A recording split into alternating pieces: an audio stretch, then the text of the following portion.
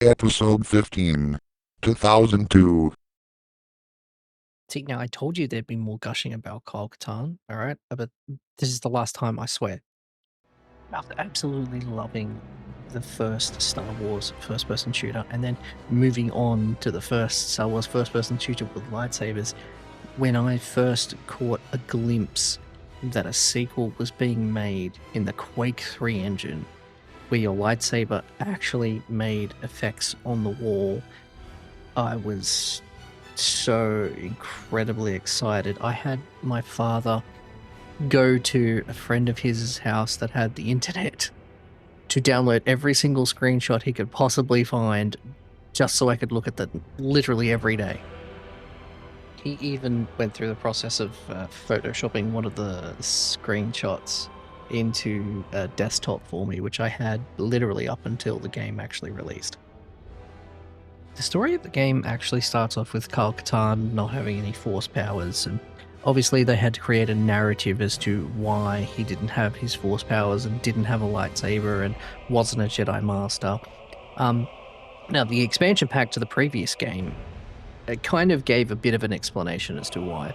During the expansion pack to Jedi Knight, Kyle actually falls to the dark side under the influence of a Sith temple, and because of this and his susceptibility and his fear of ever falling again, he gives his lightsaber over to Luke and severs his connection from the Force.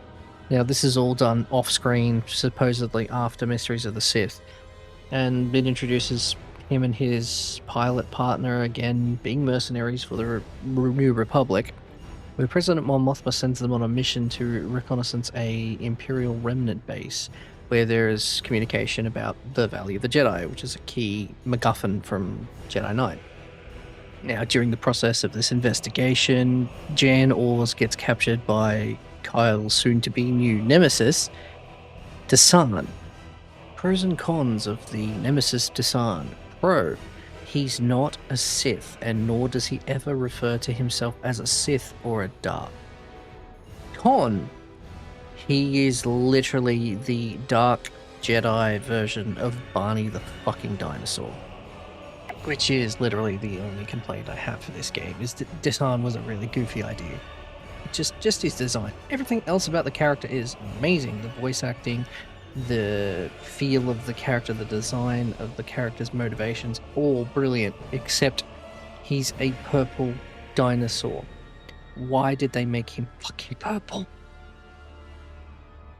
But I'm getting off track. So basically, Desan and his disciple kidnap Jan Ors, pretend to kill her, although spoiler alert, she's not actually dead.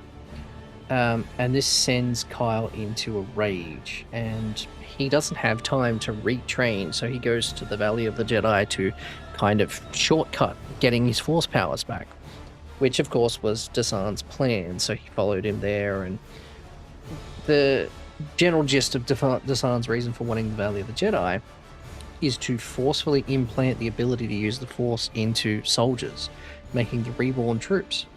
Eventually, Kyle discovers that Jan is okay, rescues her, becomes a Jedi, defeats Desan. Alright, let's get into the scoring. So, starting with fun factor, 10 out of 10. If I could score any higher, I would, because not only was the campaign brilliant, the gameplay, the mechanics, the lightsaber play, absolutely fantastic, but I managed to find my own way of enjoying this outside of beating the campaign for the 50 billionth time.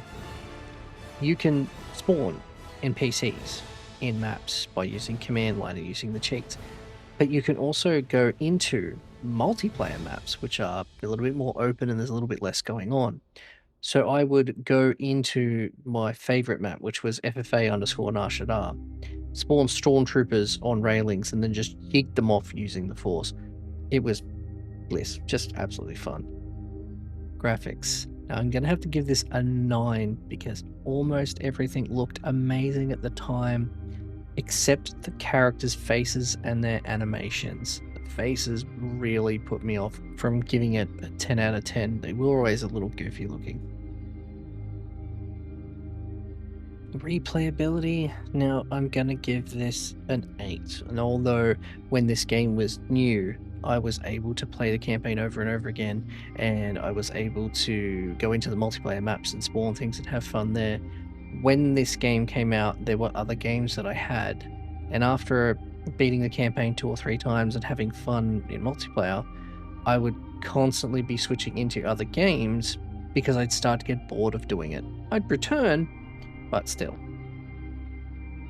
Okay, now it's time for the 2002 honorable mentions, starting with Battlefield 1942. The amount of access to vehicles in this game blew my mind back when this was new. Medal of Honor Allied Assault, one of the 3 Quake 3 engine games of this year.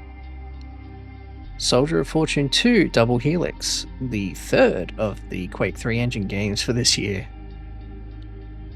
Tom Clancy's Splinter Cell. This game's graphics blew me away, especially the lighting. And Warcraft 3. This was a heavy contender and only just lost out because of, Kyle Katarn.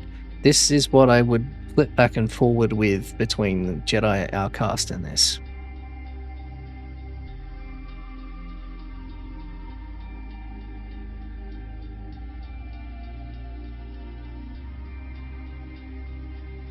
And that does it for this episode. Join me next episode when we discuss my first MMO ever. Thank you so much for watching, and thank you for coming along with me on this journey. And I hope to catch you in the next video. Until then, bye-bye!